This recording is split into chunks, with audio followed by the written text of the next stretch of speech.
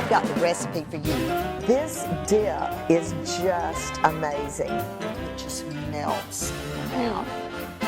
Ooh. Bon appetit. Hey everybody, I'm Vera Stewart and welcome to the VeryVera Show. I'm joining you from one of my favorite places, my home kitchen. I've got on my mom apron, and you know what? I don't know how many of you remember a show from years ago. I was a little girl. The name of it was My Three Sons. And today I thought, well, what could be better than for me to make 3 recipes of my 3 sons' favorites? So we're going to start with Daniel's broiled chicken, just loaded with delicious gravy on rice. It's amazing. Then we're going to start with John's country fried steak, mashed potatoes. He loves it. And then finally, Cord's braised lamb shanks, full of vegetables. It's just really wonderful. I'm ready to get started. Got everything ready. Let's move into this broiled chicken. All right, so we did a little pre-preparation.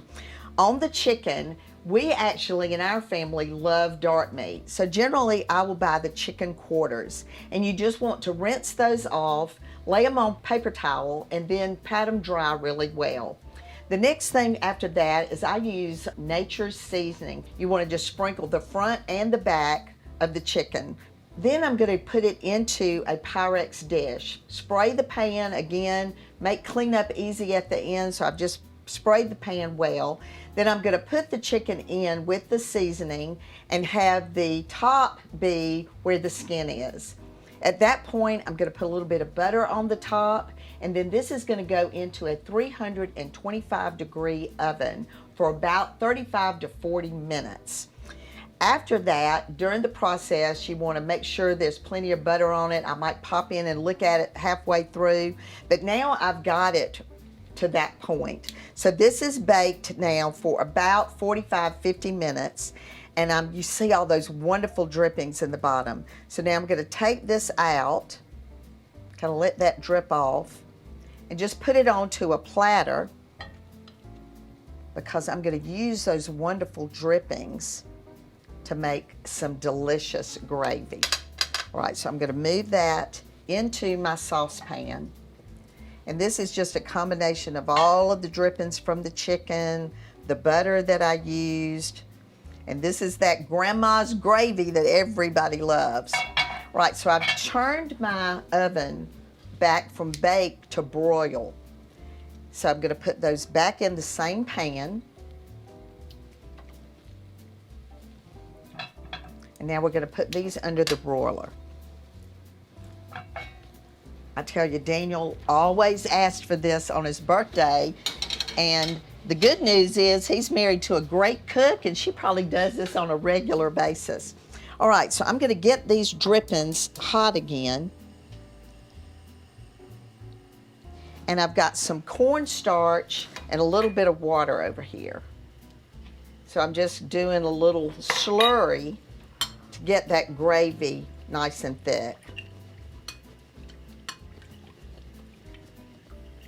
All right, so once this is heated up,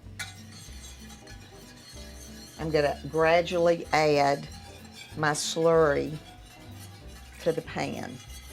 Some people like to use flour for this, but I've found that the cornstarch and water is really your best bet. Let me turn that down just a little bit. And I've also got my nose on guard because I'll be able to tell when that chicken's ready to come out of the oven. So this is starting to get a little bit thick. I smell that chicken. Let me pull it out. Look at that. Nice and broiled and ready to go. My gravy is ready. I'm going to add a little bit of kitchen bouquet, which is my secret ingredient to the gravy. All right. So I'm going to finish this gravy up. When we come back from the break, I'm going to get started on John's country fried steak. Smelling good in here.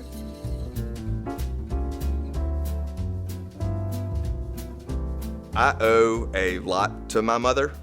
She's passed down many things to me, and one of the most important things that she has passed down has been probably her drive as a small business person and entrepreneur. I've been told that we're very similar in that way, and my whole life I've been told that I actually even look like Vera.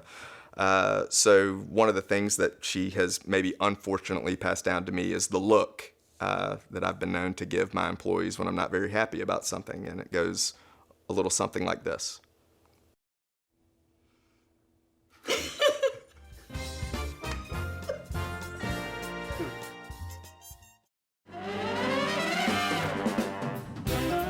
Welcome back, everybody. And if you're just joining me, I'm doing My Three Sons today. Don't worry, you're not on MTV watching sitcoms from the 60s.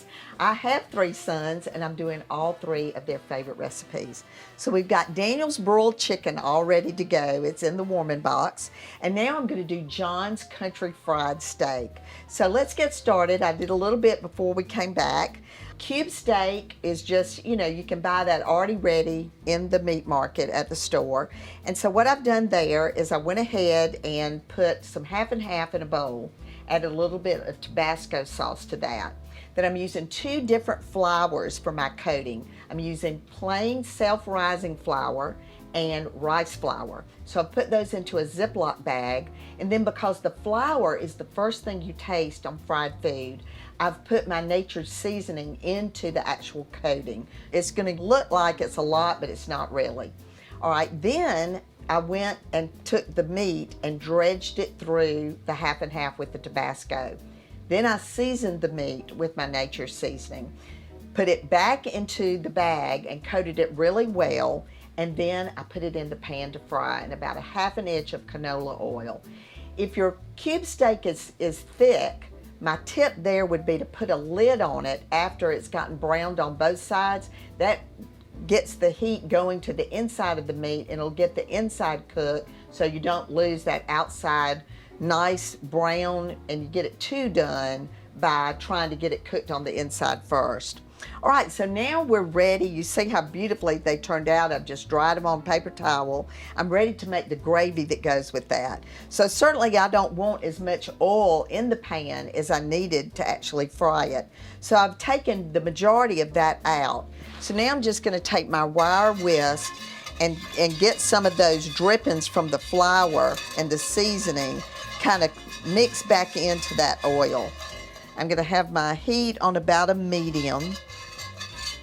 I'm gonna start adding my half and half a little bit at a time. And this actually gets thick as you add it. So you wanna move quickly on that. And just let it cook down a bit. So let me turn that down. Oh, I wish y'all could smell this. It's just amazing. And people a lot of times will shy away from dishes like this because they feel like it has to be done at the last minute. Well, you can cook that country fried steak well in advance. The last thing you do is make the gravy and then be ready to pour it over it, just smother it. In this case, I'm actually gonna add it back to the pan. Now, I've just added a little bit of water because you don't want it to be too milky. And then let me go back to this kitchen bouquet again. I used that in the gravy that I made earlier, the chicken gravy. But this was actually begun in 1873. So in terms of describing it, the only thing I know to tell you is that you go eat somebody else's gravy and it doesn't taste like grandmother's gravy, it's probably because they didn't use kitchen bouquet. It's just that flavor that you expect from somebody that used to make gravy years ago.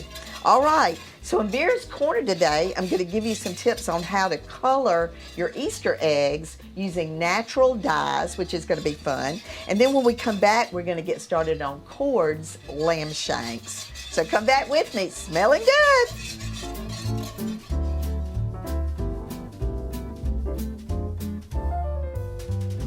When we were growing up, she would go to the freezer and pull out fish sticks and make fish sticks, and so we kind of would clown on her about making us fish sticks. And what I know now is that in those times that she was pulling fish sticks out of the freezer for us, she was busy catering parties, maybe strapped for cash because she was just getting her business started, and but she always had a hot meal on the table for us, and always did it with a smile no matter how tired or exhausted she might have been.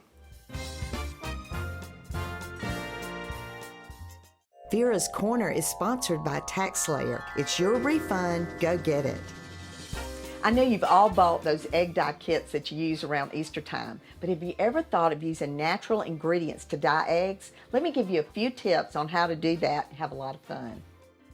To start, let's review the ingredients you'll need to achieve different colors. Onion skins for a rust color, turmeric for a yellow color, beets for a purple color, red cabbage for blue, and spinach for light green. Grab these ingredients, some white eggs, and white vinegar to begin the process. Bring 2 cups of water to a boil in a saucepan, then add your coloring agent. Reduce the heat and simmer for 30 minutes or longer for the deepest color. Strain the liquid into a heat-proof container and allow it to cool to room temperature about 2 to 3 hours. Stir in 2 tablespoons of white vinegar and add 2 to 3 hard-boiled eggs. Seal the container and refrigerate overnight or until the desired color has been attained. Rinse your eggs and admire the color. Handle them carefully to keep the color from rubbing off. Ditch the grocery store kit and enjoy beautiful, naturally colored eggs.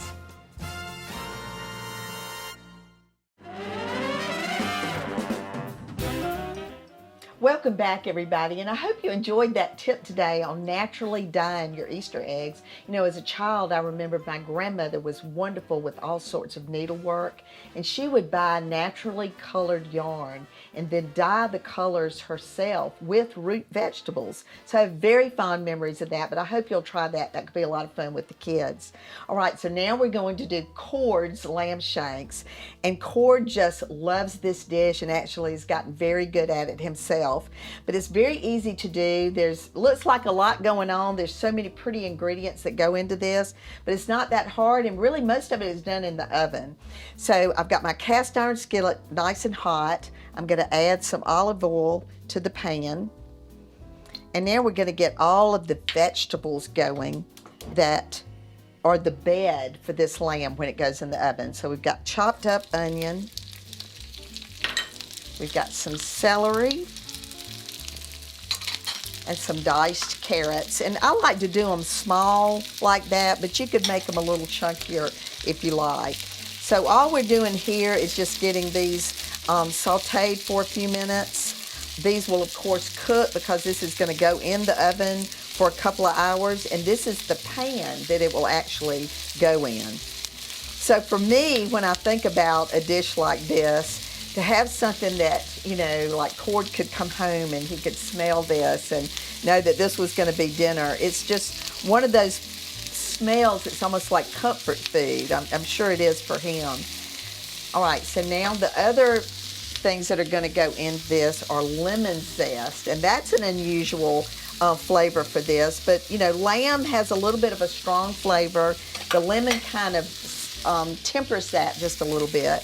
And then I've got some garlic. And that's just a few cloves that are nicely chopped there. Love this. So my lamb shank, you know, they can be in all different sizes. This would be about a medium size, but when you go ask for these at the grocery store, at the butcher, you may end up with one that's, you know, gigantic, but there's a nice bone in there. It's such tender meat when you cook it like this. Now I'm going to add in some tomato paste. And while that's cooking, I'm going to season this lamb. So basically just salt and pepper. And I just want to sprinkle it over it. And I've already got some flour in a Ziploc bag that I'm just going to dredge this. And then we'll be just getting this seared. So as you can see, some other herbs that I love to use, rosemary, fresh thyme are always great. So let me throw this in here and we'll get this dredged a little bit. All right, let me go back to these vegetables. Oh, this is going to be so good. So I'm going to get my back pan, and I'll bring that one forward in just a minute, but I'm going to go ahead and get that heated up because I'm going to sear that lamb.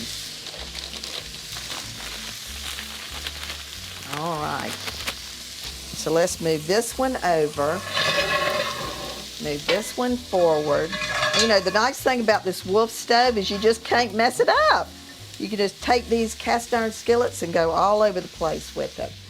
All right, so this is just gonna get a nice sear on the lamb. Just browning it on all the sides. And back to this. So what's gonna happen once this is nice and seared, then it's gonna sit on top of these vegetables. I'm gonna put the lid on it. It's gonna go in the oven for 2 hours. We'll deglaze the pan to get a really nice broth going. All right, so when we come back, we're gonna get 3 plates for these 3 boys presented, so you'll see their favorite dish, and then you're gonna learn a little bit more about their family and what they do now. So come back with me in just a few minutes. So obviously Vera is very family oriented, and when her second son, Daniel, also known as Rat, was leaving for college, she was obviously very sad.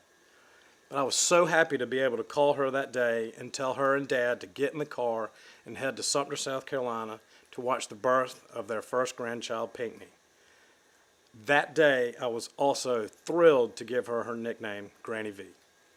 2 other little anecdotes about Vera / Granny V you must know. 1, do not ever doubt Vera, because she will absolutely prove you wrong every time.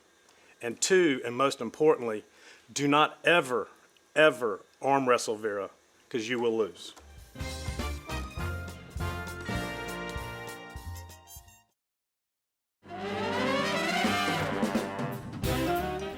Welcome back, everybody, and I think the mom apron has been put to good use today. I've had so much fun going back and revisiting these recipes, and you know, since the boys don't live at home anymore, I don't get to make these as much as possible, so I've really had a great time today. I hope you're going to try them. Our recipes are always available on our website at VeryVera.com. So let's go back to the beginning. We started with Daniel's broiled chicken. Obviously plated, it looks amazing with the rice, the gravy on the chicken, and the rice. And then Daniel's not big on vegetables, but he loves these vegetable chips. So I picked up the green bean chips at Fresh Market. Really makes for a pretty plate.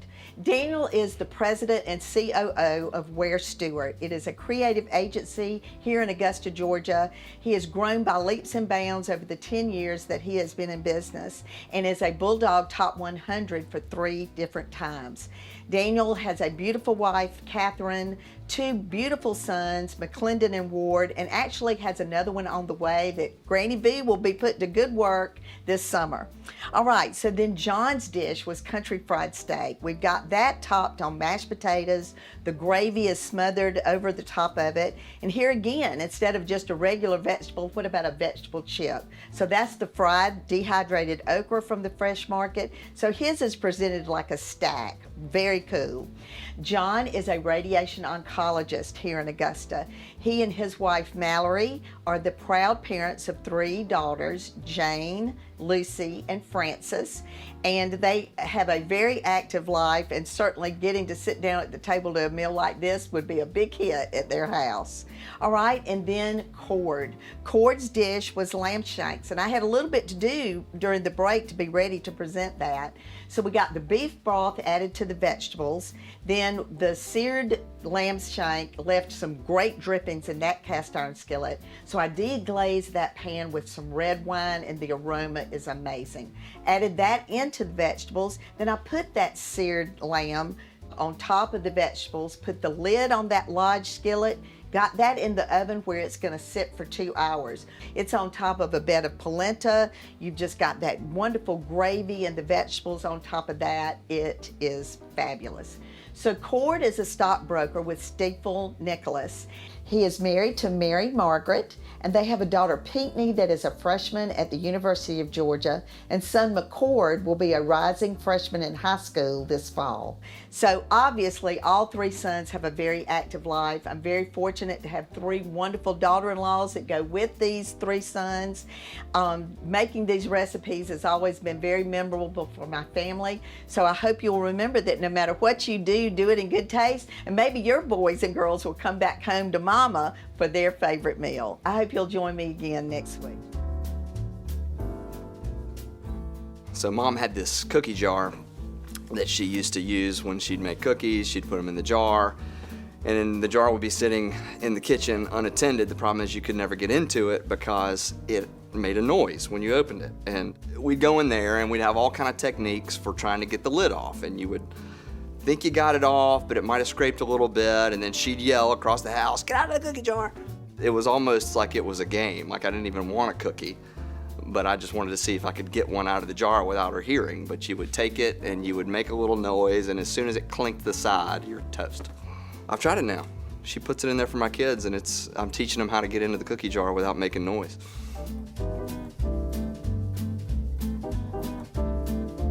John? To see what's cooking with the VeryVera Show, follow us on Facebook and Instagram and on Cottage Ketchup.